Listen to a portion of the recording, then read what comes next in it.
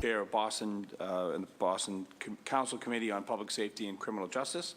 I want to remind you that this is a public hearing recorded and broadcasted on Comcast 8 and RCN 82, Verizon 1964, and also streamed on the City of Boston website. Please silence your phones, your cell phones, and other devices. We'll take public testimony over to my left. If you could sign the box if you choose to. Please state your name and affiliation in your residence and limit your talk to a few minutes. Today we have several dockets, and I'll quickly read through them. Docket number 0104 authorizes $498,291 for the First Responder Comprehensive Addiction and Recovery Act Cooperative Agreement. The grant will fund the Boston Fire Department Recovery Services Program. In docket number 0108 authorizes $2.25 million in the FY19 budget for the Boston Fire Department State Training Grant. This grant will fund the Boston Fire Department's training division for FY19. Docket number 0112 authorizes $100,000 for the FY 2019 Traffic Enforcement Program.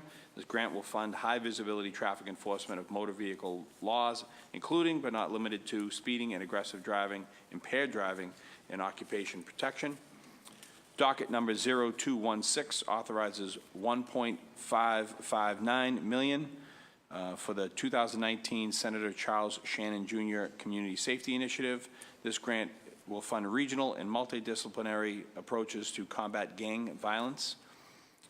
Docket number 0218 authorizes $305,000 for FY18 Comprehensive Opioid Abuse Site-Based Program.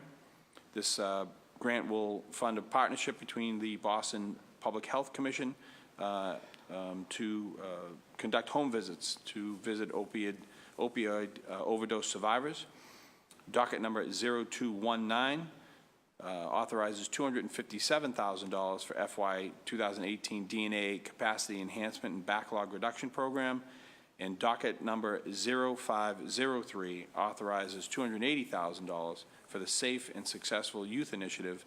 That's an amendment from FY18 and FY19. This grant will fund a comprehensive interagency strategy that connects law enforcement, employment, education, public health, and youth development agencies to reduce youth violence in the Commonwealth. So we'll take them in order. If you could just give me your name and affiliation, and we'll crank it right up. So we're going to start out with docket number 0104. This is the $498,000 for the First Responders Comprehensive Addiction and Recovery Act Cooperative Agreement. Okay, thank you, Councilor McCarthy. My name is Connie Wong. I'm Deputy Commissioner for Labor Relations, Human Resources, and Legal Affairs for the Boston Fire Department. As to docket 0104, that is the grant given to the Boston Fire Department through the SAMHSA grant, which is for substance abuse and mental health services, and it's administered through the Department of Health and Human Services, and it is to support our efforts at combating the opioid crisis and to augment and expand the department's Knock and Talk program, where we have members in collaboration with the Mayor's Office of Recovery Services, the Boston Health Commission, and community-based organizations to go out to actual residents whom we've administered Narcan for, and to follow up and offer further substance abuse and opioid recovery services. Okay. That's fantastic, Connie. I do know of this program, and as we've been talking about for several years now on the council, that the follow-up and the trauma response is so important, and this is an important grant. So I have no further questions regarding 0104. Okay, thank you. We'll just keep on strolling right along here. Docket number 0108 is authorizes $2.25 million for the FY19 Boston Fire State Training Grant. Correct. This is the training grant that the Boston Fire Department gets from the state. It is funded through assessments imposed by the insurance industry, so it doesn't cost the city anything, but it is very, very important for the Boston Fire Department, and it pays for our training. We've done back to basics training to train every firefighter and every company through the city. is continuing training. We have a lot of live fire type of exercises and technical rescue type of training that we've done in the last year and we continue to do for the foreseeable future. And this is also going to help supplement our intention to hold a regional academy program for the Greater Boston area fire departments, since there's a long waiting list for firefighters to enter the state academy. In most of our classes, if there's space, we do allow them to come, and the intent is to hold one. And given a lot of mutual aid and collaboration, we helping other urban departments or them covering for us, such as the recent East Boston 9 alarm, I think it makes all the sense in the world to also use the training grant for part of that idea of a regional academy, if you will. Yep. I agree, Connie. Docket number 0112 for $100,000 for the FY 2019 Traffic Enforcement Program. Good morning, Theater Glen, Boston Police. It's a $100,000 grant for 3 mobilizations, 2 drive sober or get pulled over, and 1 click or ticket. What's that? I'm sorry. Did you not hear me? No, I didn't. It's a $100,000 grant for 3 traffic mobilizations, 2 drive sober or get pulled over, and 1 click or ticket. Okay, and those are they're set up before, is that what that Yes. is, like traditional stops? Okay. Would they enforce texting and driving as well? Yes. Okay, because that's been I always say we could balance the budget any day of the week if we just texted, grabbed everybody on Congress Street in the middle of the day who's texting. I think we'd probably cover our overtime ballot, I can tell you that much. Okay, thank you very much. Docket number 0216 authorizes $1.559 million for 2019 Senator Charles Shannon Jr. Community Safety Initiative. Good morning, Chairman. My name is Frank DeLuca with the Boston Police Office of Research and Development. Currently, our representative, Damon Bills, who's the program coordinator, is en route, and if I may defer to him, he should be here momentarily. Yeah. Thanks, Frank. Yeah, not a problem. As well as Maria Cheeve is en route as well for the, I believe, 0218. Okay, For so the co-op? 0216 as well as 0218? Yes. Okay, so we'll I go- apologize. No worries at all. Thank you. Yeah, that's why we're giving traffic grants out. That's probably why they're late. We'll go to docket number 0219, which is $257,492 for the FY18 DNA Capacity Enhancement and Backlog Reduction Program. Good morning, Counselor. My name is Kevin Koshorik with the Boston Police Crime Lab, and this is a grant through the National Institute of Justice. We've been receiving this grant for well over 10 years. It's a formula grant. We use it primarily to fund 2 criminalists, so primarily for personnel costs. We also use it for required training for the DNA staff, so we use a portion of it for that. And then we use another portion of it for consumables and supplies for DNA testing. And this is all to supplement our operating budget.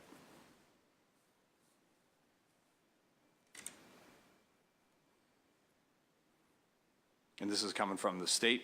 No, this is coming from the NIJ, federal money. Okay. Yeah. Thank you, Kevin. Any federal money we can get, we'll take, right?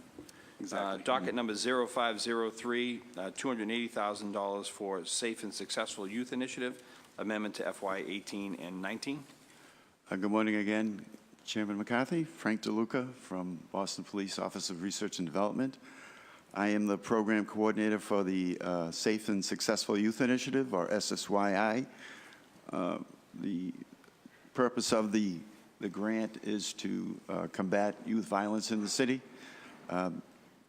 The funder, the Executive Office of Health and Human Services, has supplemented our award with another $280,000.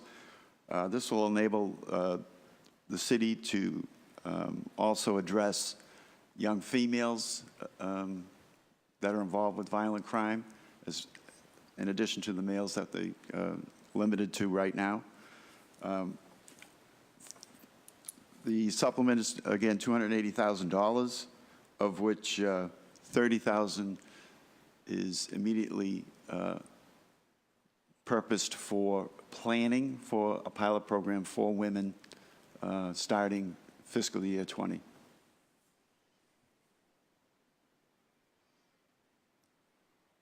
Thank you, Fred. Where would the program for the $30,000 for planning for women, where would that be? Would that be based out of the hospital or clinics, or how would that work? No, actually, the $30,000, which is just planning, will be awarded to consultants to help formulate the plan for the pilot. With a rollout of next year?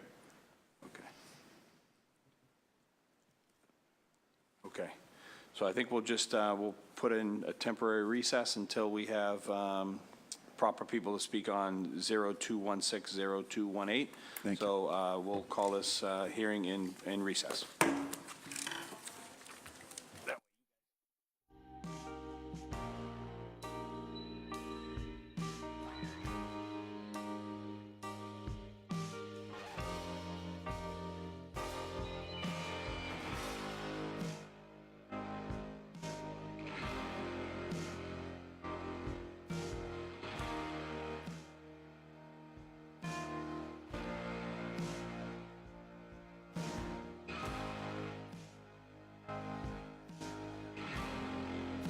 Proper authorities are here from the Boston Police Department to discuss docket number 0216, which is a $1.559 million 2019 Senator Charles Shannon Jr. Community Service Initiative, Safety Initiative Grant, and docket number 0218, which is a $305,000 grant for FY18 for a comprehensive opioid abuse site-based program. If you could just give your name and affiliation and discuss those two grants, that would be great. So we'll start with docket number 0216.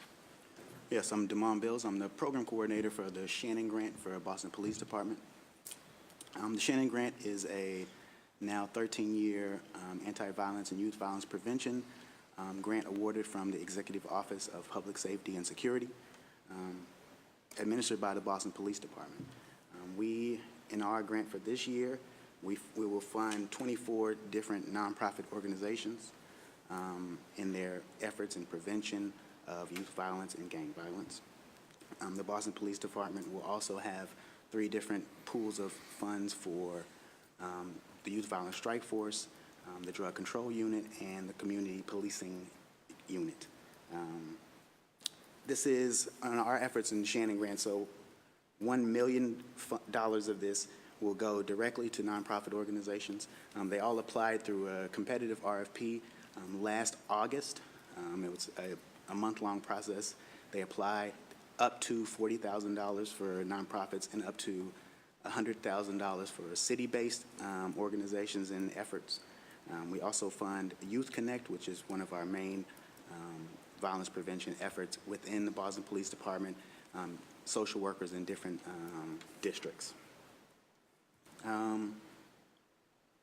Yeah, this is the largest pool we've had in at least 5 years for Shannon, possibly due to other efforts in youth violence prevention with the Youth Development Fund that we also administer through the Boston Police Department. That's it? That's it. All right. Is it, now, so this is under, this will be under Deputy Basson? For the community policing efforts, yes, that portion is under Deputy Basson. Okay. But the whole grant is administered from our office, the Office of Research and Development. Okay.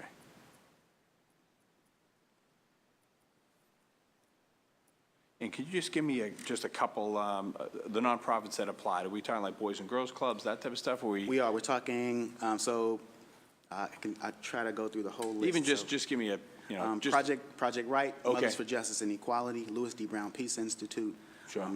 Youth Connect, as I mentioned, Youth Right. Build Boston.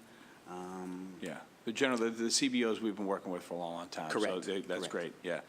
And so out of those 24 applicants that we have, we received about 65 applications in total. Sure. And then we went through it kind of comprehensively to look at what are their efforts, what areas are they in, how many young people will they serve, what's their strength of the organization. So all those kind of factor into who gets the grant or not. Right.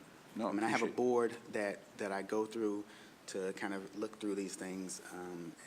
So it's not just the police, it's also a community effort for the scoring of the grants. Okay. Thank you very much. Let's move on to docket number 0218, which is a $305,000 grant for FY18 for the Comprehensive Opioid Abuse Site-Based Program.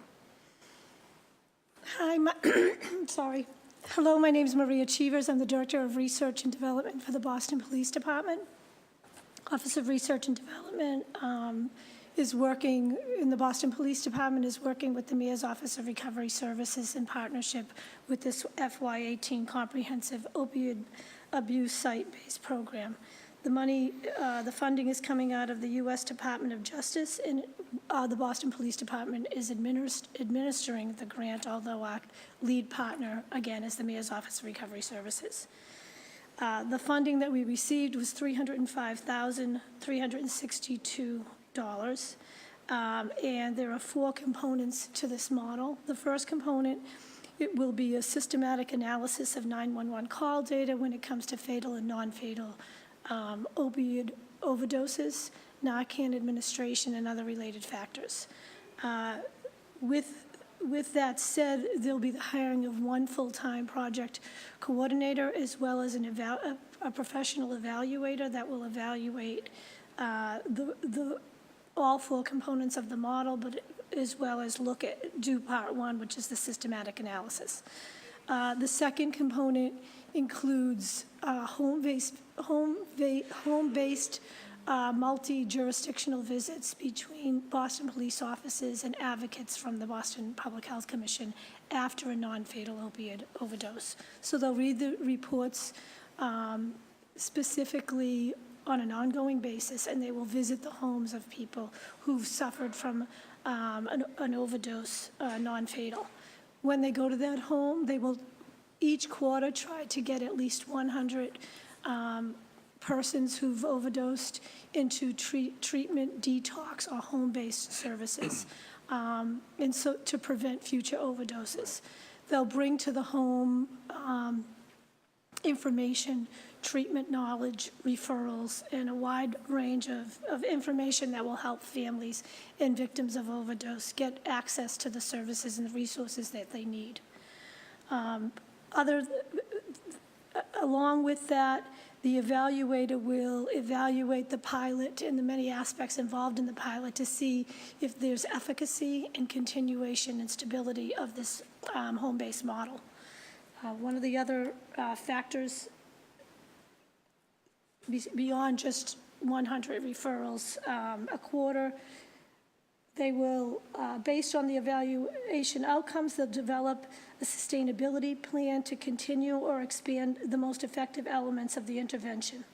To accomplish these goals, the BPD will hire a full-time project coordinator and work closely with our research partner, Dr. J. Richard Moy of JRW Associates, who has a relationship with the Boston Public Health Commission and has a long-standing history with effective evaluation programming for Boston Public Health Commission.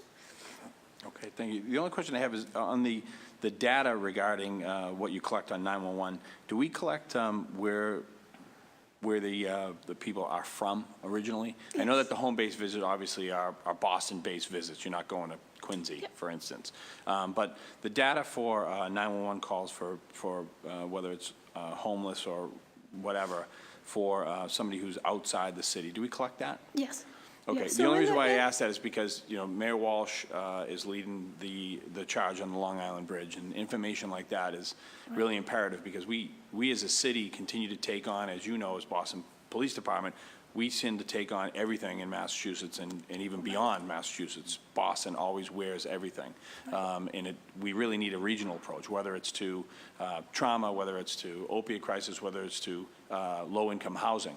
It needs to be a regional approach. So the more data we have of people who don't live in the city yet come here, they're either coming here for services and the services fail them, or you know they're struggling themselves. It's important information to have. Right. And a lot of them are coming here to purchase and then overdose here.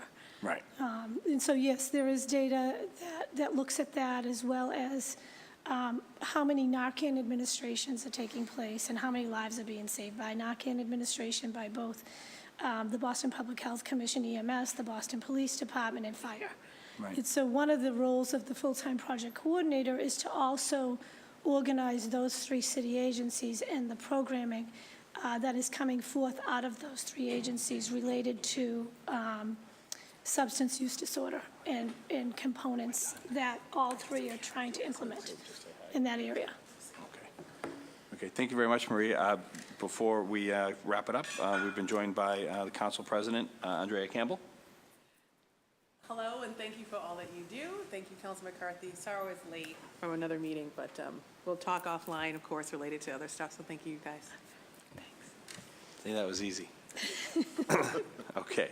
I have no further questions, and there doesn't seem to be anybody signed up for testimony. So I just want to wrap this up. We've discussed docket numbers 0104, 0108, 0112, 0216, 0218, 0219, as well as 0503. I look forward to referring this to the council as a whole in the positive on Wednesday morning. Again, my name is Tim McCarthy. I'm the District 5 City Council, the Chair of Boston Committee on Public Safety and Criminal Justice, and this hearing is adjourned. Thank you. Thank you.